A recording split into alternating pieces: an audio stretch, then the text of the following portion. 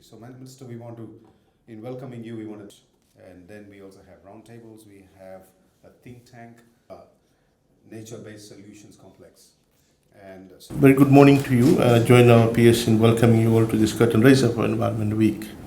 Ladies and gentlemen, in 1972, the United Nations General Assembly response to mounting environmental problems that affected people's well-being and economic development declared 5th June as the World Environment Day, and each year thereafter it has been celebrated all over the world. Ladies and gentlemen, since then, the Environment Day had become a very powerful platform for environmental advocacy to help accelerate, amplify and engage communities and governments around the world to take actions on growing critical environmental challenges that face our planet and our very existence. This year, the theme for World Environment Day 2020 is biodiversity, and it has come at the best possible time in history when studies have confirmed that our environment is being degraded globally at rates unprecedented in human history.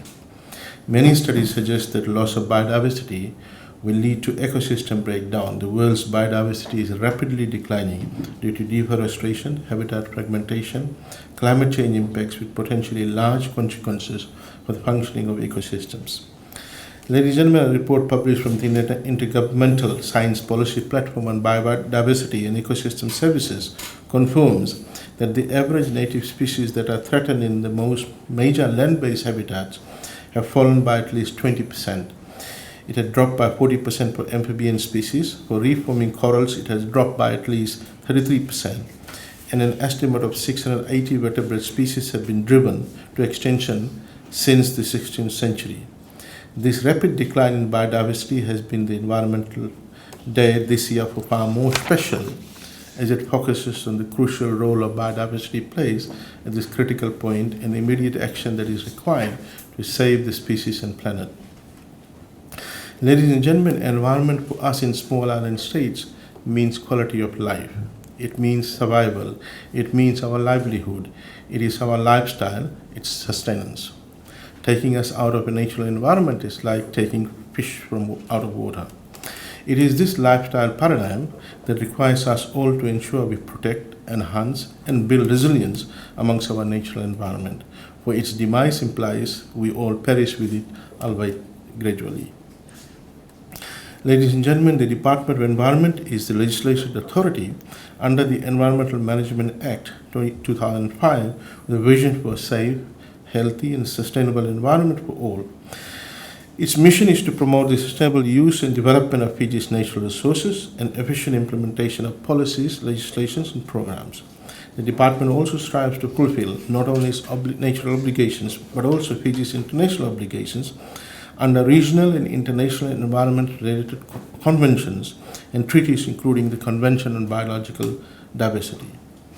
We have been working with nations around the globe and will continue to take leadership to ensure that global action is meaningful and nations take action to address environmental challenges that affect everyone around the globe.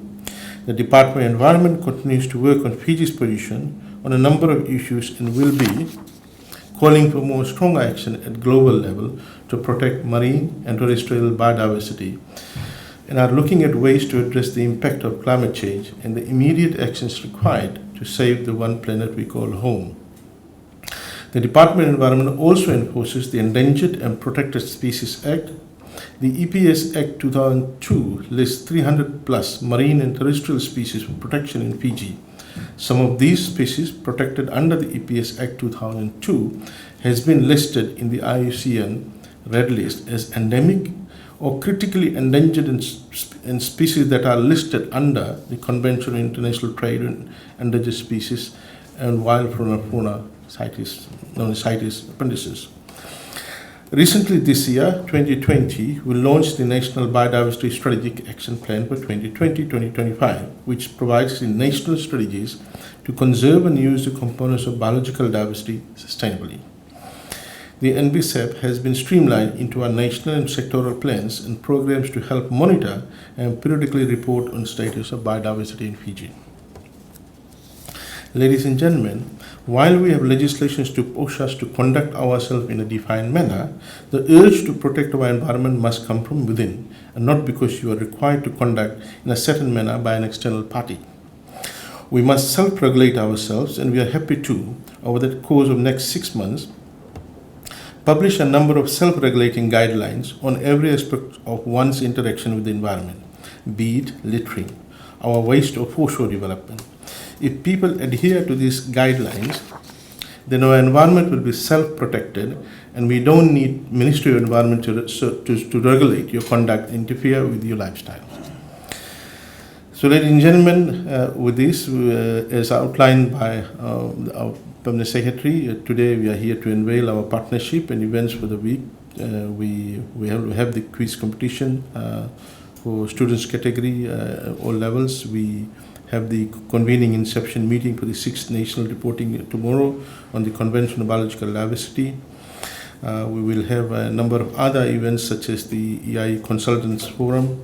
We'll be launching the litter-free week on Wednesday. On Thursday we will be doing the sea meadows or salt marsh plants at the Nasese also, the marine protected area, and on Friday, which is the dedicated day for environment, we'll be at Savani village spending time with the community and creating awareness on composting.